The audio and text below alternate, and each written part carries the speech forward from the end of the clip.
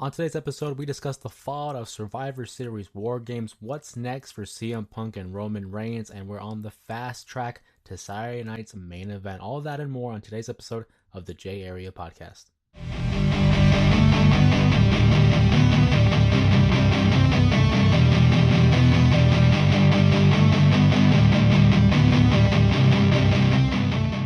Members of the J Area professional wrestling fans all across the globe, welcome back to another episode of the J Area Wrestling Podcast. Of course, my name is Jose Ramos Jr., and we're just going to go ahead and dive right into it. We're fresh off the heels of Survivor Series War Games with a lot of movements in terms of storylines, progressions in terms of where we're moving with certain stars. But of course, the headline event, the main topic of discussion here, has to be the Bloodline versus OG Bloodline War Games matchup. It was built up as one of the premier matches of the year, and I, for one, believe it delivered. A lot of the storytelling that was involved in the matchup and the level of significance and importance that was placed on each individual that was involved certainly did it for me. You look at who was involved, right? Starting with Solo Sikoa. He had his lineup of his bloodline versus Roman Reigns and his. On Solo Sikoa's side, we had Tama Tonga, Tonga Loa. We have Jacob Fatu, and of course, Bronson Reed going up against Roman Reigns and the OG bloodline, that of course being with the Usos, Sami Zayn, and an unlikely alliance with CM Punk. Now, if you're new to the J Area podcast, you know that I'm a big fan of CM Punk, so anytime he's involved in a storyline, especially of this magnitude, you know I'm going to have my eyes all over the tracks. But the main question going into War Games was, what was the reasoning here? What was the partnership that had been formed between Paul Heyman, CM Punk, and Roman Reigns? That was the main question heading into it. We saw on the episode of SmackDown prior to War Games that they had that sit-down interview between the three individuals, and Punk said that after all this, it's just for one match, one favor. And Roman Reigns looks over to CM Punk and he says, I owe you a favor.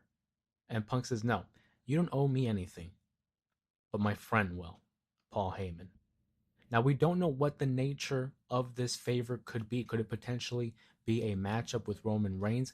Could it be the services of Paul Heyman? We don't know.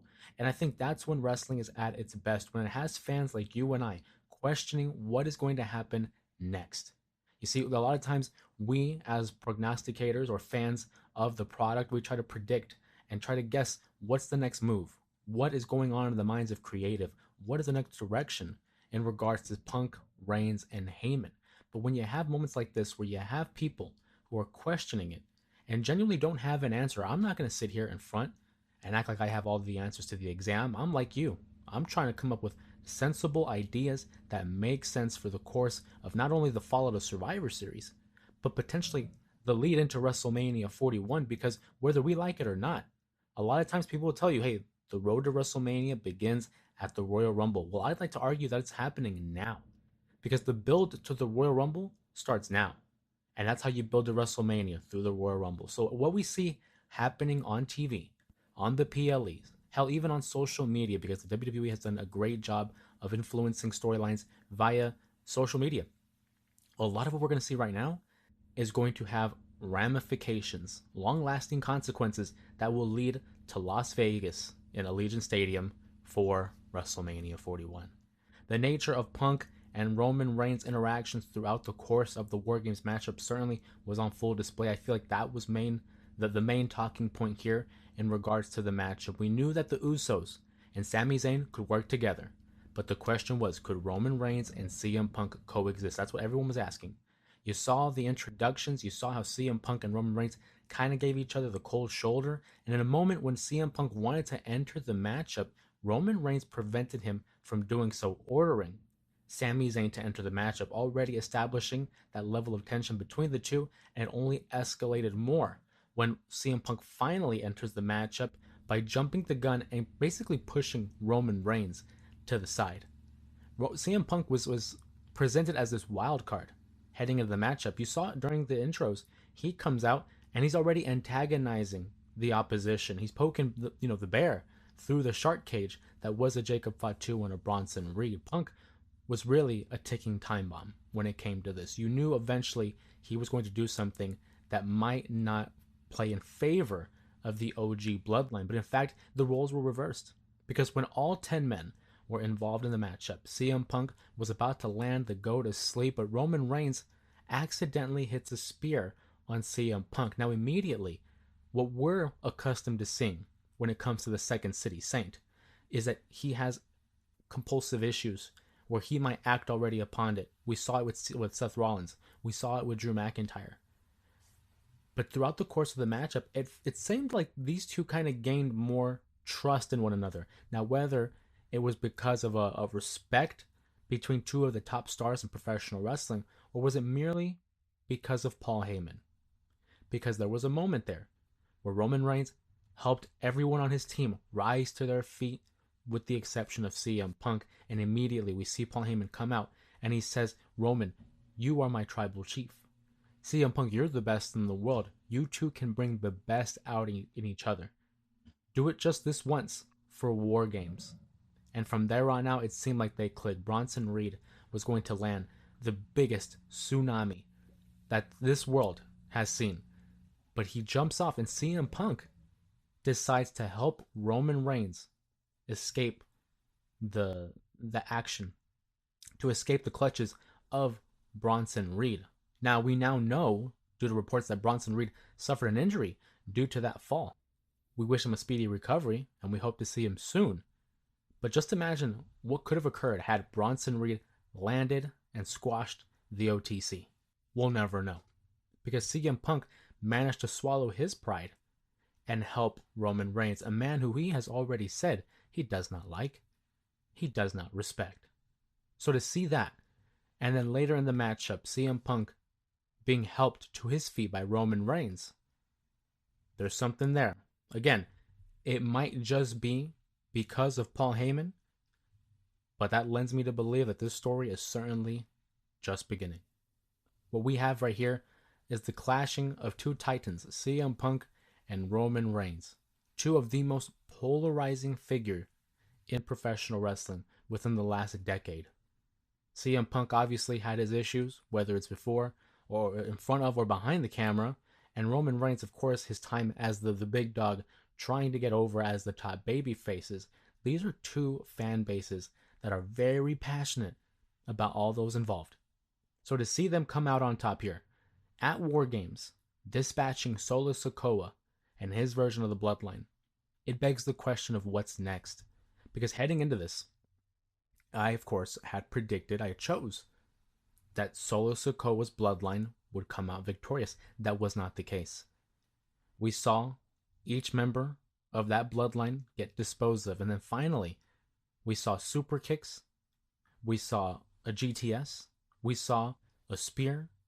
All on Solo Sikoa, who one by one was taking punishment from the OG bloodline and CM Punk.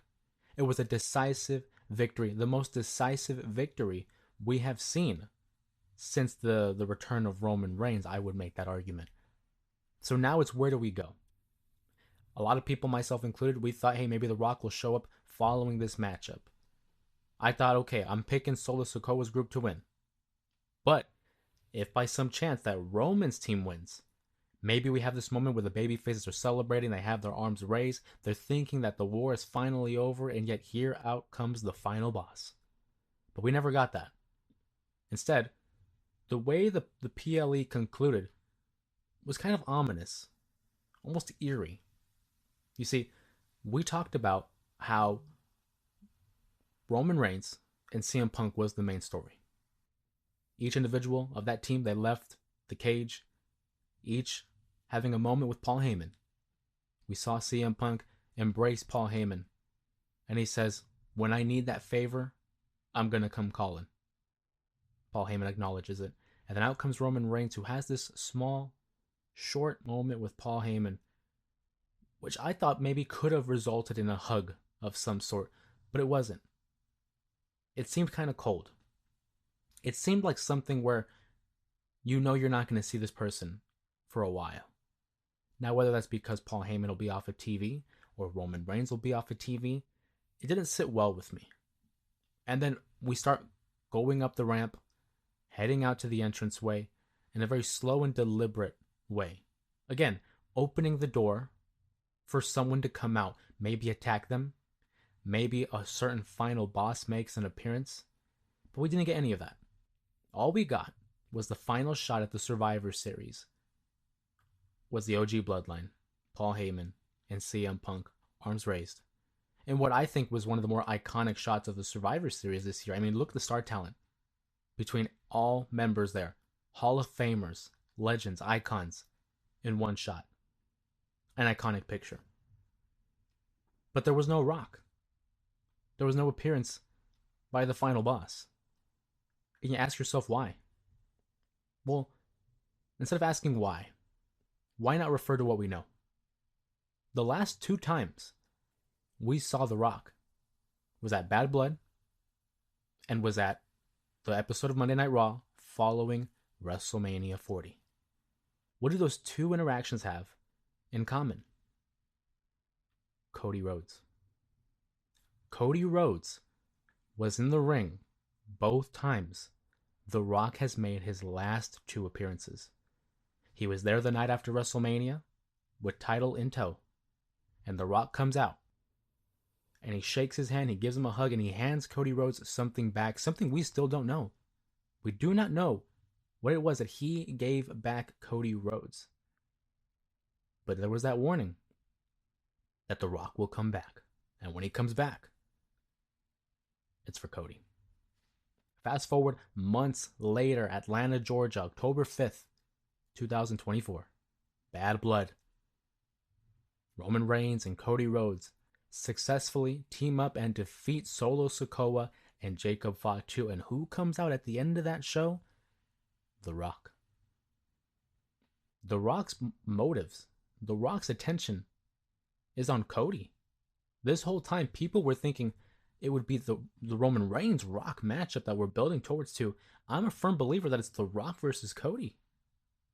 The Rock did not show up after War Games when he had all intents and purposes to show up. He was not there.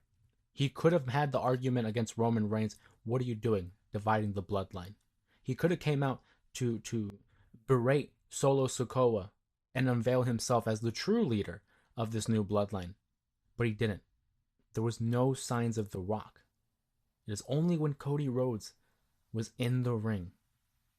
So that leads us to believe Cody Rhodes is the main target on The Rock's mind. Roman Reigns is dealing with Solo Sikoa and the bloodline, which again, I'm led to believe that is in direct association with Solo Sikoa. So perhaps The Rock's orders to Solo Sikoa and the other members focus on Roman Reigns. I'll go take care of Cody. It just makes sense to me. It just makes sense to me. Go ahead and comment down below your guys' theories in regards to The Rock and Cody Rhodes. If this is true, when will we see The Rock next? I could think of 2.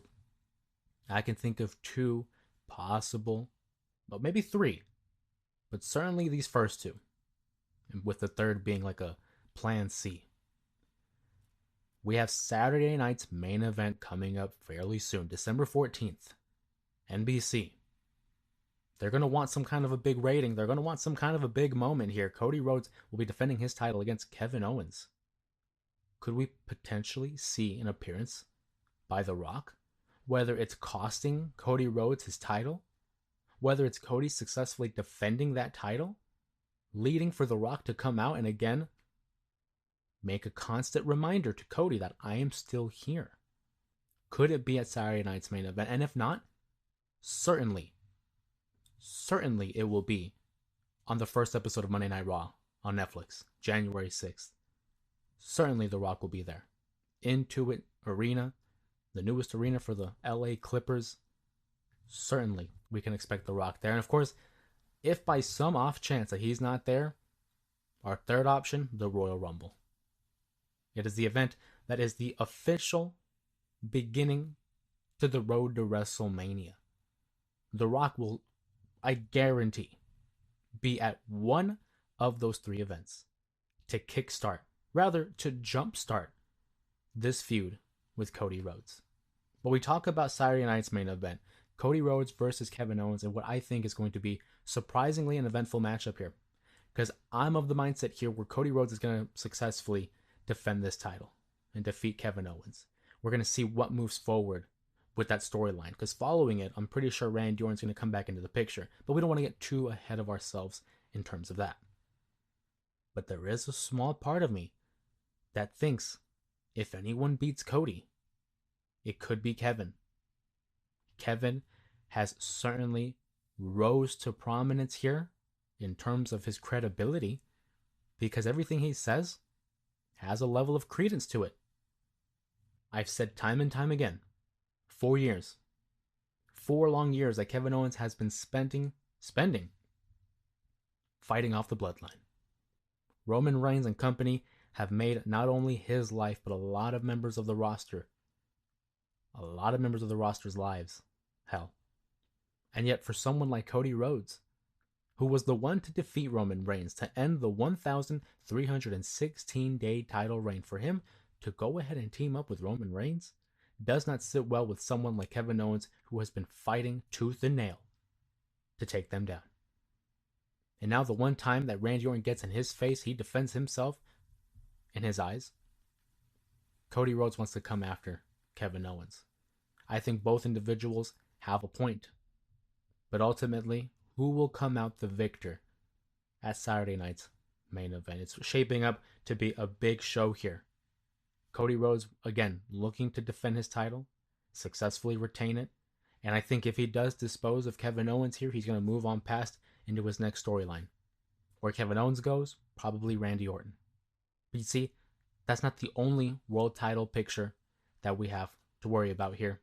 Because on the Raw brand here, the red brand, Gunther successfully defended his world championship against his latest opponent in Damian Priest, the previous world champion, who Gunther had defeated for said title at SummerSlam, in what was, I thought, a better matchup than their first outgoing in the SummerSlam event.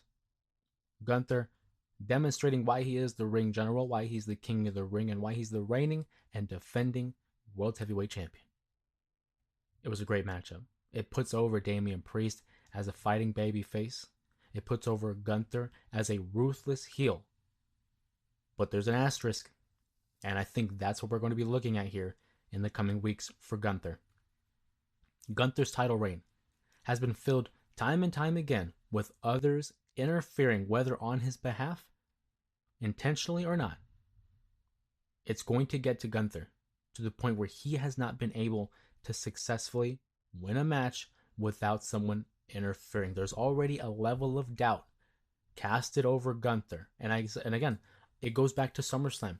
Finn Balor attacks Damian Priest, opening the window for Gunther to swoop in and take the World Heavyweight Championship like taking candy from a baby.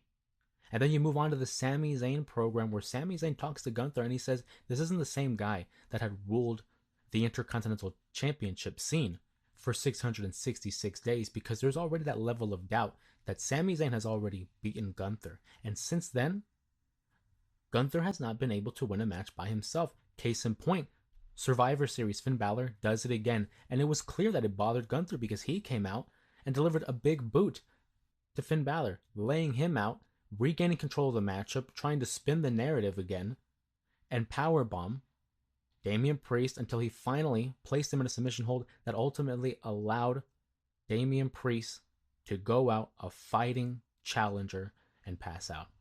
He didn't tap out, he passed out. But again, Gunther, that's the one thing against him. He has not been able to do it on his own. And that's going to eat up Gunther. He's going to develop a much more meaner streak. I think we're going to go back to the Gunther of the IC title reign, who was a ruthless champion, took no prisoners. He just decimates whoever is in front of him. So whoever the next challenger is for the world championship, I do not envy them, because you're going to have someone that is going to be incensed on proving something. He's already the world champion. It's already statistically proven that 80% of the time that Gunther has been under a WWE contract, whether it was an NXT UK, NXT, or the main roster, he has held some type of gold.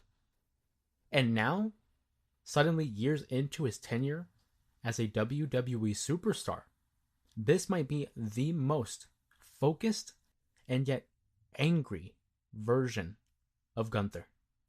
Whoever's next in line certainly will have their hands full. And I think whoever that will be, Gunther will take care of them. He'll take care of business and he'll just keep moving on, racking up more days as the World Heavyweight Champion. But Gunther certainly needs to get a win here by himself.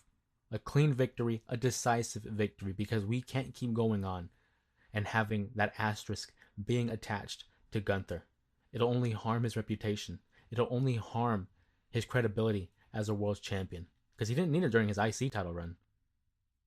But because of other people diving into the business that is the ring general Gunther, it's preventing him from, I think, feeling fulfilled with this world title reign. And of course, as I mentioned, one of those guys is Finn Balor. And Finn Balor, his feud with Damian Priest stems all the way back to 2022, when the Judgment Day, the early version of the Judgment Day, that being Edge, Rhea Ripley, Damian Priest, they had feuded with the team of Liv Morgan, who we'll get to in a moment, AJ Styles, and Finn Balor, until ultimately Balor turns on his partners, and the Judgment Day turns on Edge, and they join forces. Since then, we've seen Finn Balor have title opportunities against Seth Rollins, unsuccessful title opportunities, I will say, and then Damian Priest successfully cashed in Money in the Bank at WrestleMania 40 to become El Campeón. A level of jealousy and envy starts to develop, and of course, that would culminate at this year's SummerSlam event, where we already talked about it. Finn Balor cost Damian the title. And since then, it's been a mission of Finn Balor to prevent Damian from having any sense of happiness. But also, on the flip side, Damian has been out for vengeance against Finn Balor and the Judgment Day, who betrayed him. But it's a feud that was, again, start and stop. It began at SummerSlam. We had a mixed tag match at Bash in Berlin, a one-on-one contest at Bad Blood. We took a break there for a little bit so that Damian could challenge Gunther here at the Survivor Series, and now we're back at it. Finn Balor versus Damian Priest. Who is going to go over? Who's going to go over? I think Finn Balor is kind of in need of a win here. Finn Balor, who I think is one of the best superstars to come out of that early NXT, the black and gold era of NXT, has been proven to be a great wrestler, has been proven to be a member of the team. Whenever you need someone to put on a great show and show up for the dates, Finn Balor is one of those guys. But if he suffers another loss here to Damian Priest, I don't know how much more we can see him as a viable threat. I thought when Finn Balor turned on Damian Priest, that was going to upgrade him to one of the top heels on Monday Night Raw. And then it's been on the contrary. He's been a tag team champion with JD McDonough for several months, only having 2 title defenses to their names. And it's been very lackluster, quite frankly. At times, sometimes I have to remind myself that they're the Raw tag team champions, because it's just been that lackluster. I think they need to lose the titles. The titles certainly don't need to be here in this storyline. Have Finn face off against Damian. Again, maybe get a win over him. It depends where they're going to do it. Will it be at Saturday night's main event? If it's at Saturday night's main event, then I don't know. Because it's in New York. And we know the Damian Priest, the native New Yorker, are they going to have him lose in his hometown or home state? A lot of questions to be made there, but it's certainly a rivalry that just seems to be restarting before our very eyes. When will it end? WrestleMania? I don't know. Can they drag it out that far? Potentially. But we're still learning bits and pieces of the ongoing story. And speaking of the Judgment Day and never-ending stories, Liv Morgan and Rhea Ripley adding another chapter to their long and storied rivalry, because Rhea Ripley and company were able to defeat Team Liv Morgan at the Survivor Series inside War Games. Liv Morgan gets pinned again. It's becoming a little one-sided here. The only thing that Liv Morgan has going for her is that she's still the Women's World Champion. But this is obviously going to lead to a championship opportunity between the two, that being Rhea and Liv. But the one thing that people kind of forget here, Io Sky is the number one contender. So it was basically confirmed on the post-show for Survivor Series, that little media scrum that they have following their PLEs. Io Sky is going to have her title opportunity first, and I think she should. She's earned that right. Rhea has not earned the number one contender shot. She's only pinned Liv Morgan, whereas Io Sky earned that opportunity. Io Sky is going to get that first crack at Liv Morgan, but unfortunately, because of the way the storyline has been playing out, I think we have an idea of who will emerge victorious. And if that's the case, then we know that Liv and Rhea is still going to happen down the line. But I do think when that does happen, not if, but when it does happen, it needs to be the last time we see it for quite some time. Because Liv and Rhea, I'm a fan of both, but I don't want it to become so repetitive that we're all over with it. There's a good portion of the audience who's already done with this storyline. Not everybody, but a good portion. And I don't want to risk putting in jeopardy of Liv Morgan's heat or Rhea Ripley's, being over with the crowd. If you're going to do it one more time, do it one more time. Put a bow on it and maybe come back to it later. But right now, that's not the focus. Io Sky is the current number one contender. Maybe we're throwing out a little bit of a swerve here and she wins the championship and we kind of move off of it. Liv and Rhea maybe have a one-off matchup, maybe not, but then maybe Rhea just fights Io for the title. That's a matchup I would very much love to see.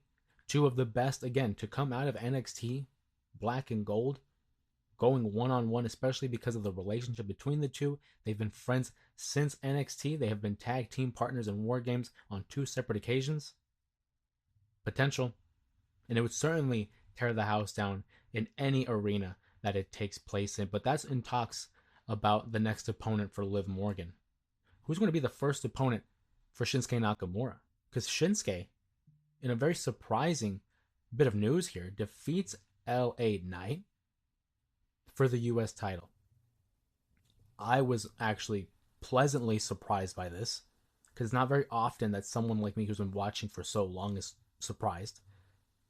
But there was a part of me that thought, okay, let's break it down. Shinsuke Nakamura has not been here for quite some time. He comes back. He has this new presentation, a darker take on the Shinsuke Nakamura that we've seen, to the point where they've remixed his theme song that is still really relatively close to the original, but with some dark undertone. He comes back, he attacks LA Knight, he makes his intentions known that he wants a shot at the United States Championship, and each time we've seen him, he gets the upper hand of the US Champion. He goes as far as to spray the black mist into the eyes of LA Knight, a la Tajiri, a la the Great Muta. So leading into the Survivor Series, I'm thinking, okay, this can go one of two ways. You bring in Shinsuke and have this level of presentation that we haven't seen in quite some time. You're not going to make him lose his first match for the US title, right? Because that would be counterproductive. Why bring this guy back and focus so much time and equity on the presentation only to have him lose? But at the same time, LA Knight has not gotten the upper hand on Nakamura at all. So he went 0 for 3. Is he going to go 0 for 4 at the pay-per-view? Well, no, surely not. Especially because it's LA Knight, one of the most over acts in the WWE. So it really came to a head. I predicted LA Knight to win, but then on the day of Survivor Series, I thought, well, maybe they just go for a DQ finish. Maybe Shinsuke, gets overzealous. Maybe he gets DQ'd. Or more likely, maybe LA Knight, just because he's incensed and furious with the way that Nakamura has gotten the upper hand on him week in and week out, LA Knight loses his temper and gets disqualified. I thought that was an opportunity there for something different. But no. It was a clean, decisive victory for Nakamura, winning his 3rd United States Championship. And what was, again, a shock. I did not expect that. Again, I was in the middle. It was something where you couldn't predict it and you had to watch it. Nakamura, the new United States Champion. We had a post-show reaction, a live stream following, following the pay-per-view, the PLE, rather. And the question was asked, what's next for LA Knight? And I think that's a very important question to consider. LA Knight, who's been a rising star in the WWE since coming to the main roster as Max Dupree. Thankfully, they made the switch back to LA Knight. He's been having title matches against Roman Reigns for the Universal title at Crown Jewel, the Fatal 4-Way at last year's Royal Rumble. He's been the U.S. champion, defeating Logan Paul and having a pretty eventful title reign there. I mean, he was having open challenges. He basically doubled the amount of title defenses in about a third of the time when compared to Logan Paul. But I look at LA Knight, and immediately I'm thinking he's getting a rematch. He's going to get a rematch against Nakamura. He lost the title. He's going to want it back. Now, is it going to happen on an episode of SmackDown? Is it going to happen on Saturday night's main event? I'm inclined to believe Saturday night's main event. It's a primetime show. You have a title match on the line. You have someone like LA Knight who's well over with the crowd. I think they have it at that. I thought SmackDown, but then upon further contemplation, I'd have to think it's going to be Saturday night's main event, where he'll probably be unsuccessful. Because I don't think the WWE is going to flip-flop the titles. This isn't the mid-2000s. This isn't the Attitude Era, where you win a title and hold it for 3 days and then drop it to the same guy you won it against. This is not the same time. Nakamura goes over, and I think LA Knight moves up the card. I think it's time we have him presented in that main event spot. I think it's time we have him brushing up against guys like Randy Orton, Kevin Owens, Cody Rhodes more often. I don't know who he'll be going up against, but I certainly think that he's about to level up, because that's what the US title and the IC title should be. It is a benchmark for those who are the workhorses, for those who are getting over. You give it to them almost like a training, video. You want them to learn how to be a champion. Guys like Randy Savage, Shawn Michaels, Bret Hart, all held the Intercontinental title before becoming the WWE champion. It's a level up. So I'm thinking LA Knight is going to move up the card and potentially take another big step in terms of being the megastar. But that's all we're discussing here in regards to Survivor Series War Games, the Fallout. I would love to hear your guys' opinion regarding the event, on who won, who lost, where are we going in terms of these storylines. But it's not the only set of news that we have in regards to professional wrestling, because in the next coming days, we have the Intercontinental title being introduced for the women's division. We're going to start having a tournament to determine who will be the inaugural champion there. We have NXT coming up, who will have a couple of last chance qualifying matches to determine who will be the 5th and final member of the men's and women's Iron Survivor matchup. It should be a great show. Of course, that's taking place December 7th, next Saturday night. We will be seated. We'll be watching the Iron Survivor matchups. I think it's one of the best things that NXT has brought to the table in recent memory. And the way they did last year's matchup with Trick Williams winning, fantastic. So I'm looking forward to the Iron Survivor matchups here at Deadline. Of course, SmackDown just around the corner as well. We need to know what is going on with CM Punk and Roman Reigns and Paul Heyman. Are we going to get a direct answer? Probably not. But still, just give me little breadcrumbs to follow here. That way we can continue to progress in the story that is the never-ending Bloodline saga. Of course, my name's Jose Ramos Jr., and I want to thank you guys for joining me on today's episode of the J Area Wrestling Podcast. If you enjoyed what we discussed here on today's episode, make sure to give the video a thumbs up and like the video. Like I said, comment down below your thoughts, your opinions, your questions. Please feel free to voice those thoughts in the comments. If you haven't already, make sure you subscribe to the channel to watch videos like these on the screen, as well as other episodes of the podcast, and especially the live streams where we discuss the fallout of events like Raw, SmackDown, and pay-per-view or PLE events. Of course, if you guys haven't already, make sure you subscribe. My name's Jose Ramos Jr. Thank you for joining me on today's episode of the podcast, and we'll see you guys next time.